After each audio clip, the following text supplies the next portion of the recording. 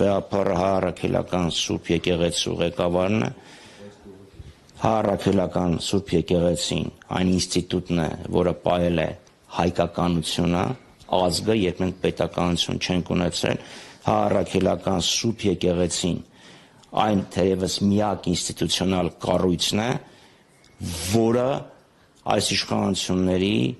ազգադավ, ազգուրած քաղաքականությանը դեմ է խոսում։ Ինձ խոհանոցային մակարդակի բամբասանքները չեն հետաքրքրել, չեն հետաքրքրում եւ ապագայում չեն հետաքրքրել։ Քաղաքացիական բախումներ կարող է լինել։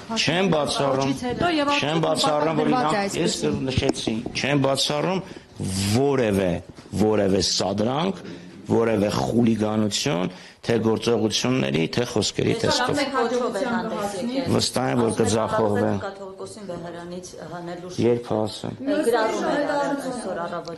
Ես այսօր մի քիչ ավելի կարևոր զբաղմունք ունեի խորհրդարանում, քան թե Նիկոլ Փաշինյանի գրառումները կարդալը։ Դա այսքան փաստորեն ճիշտ եմ ասում, որ ինքը ամեն տեսակի սադրանքի պատրաստ է։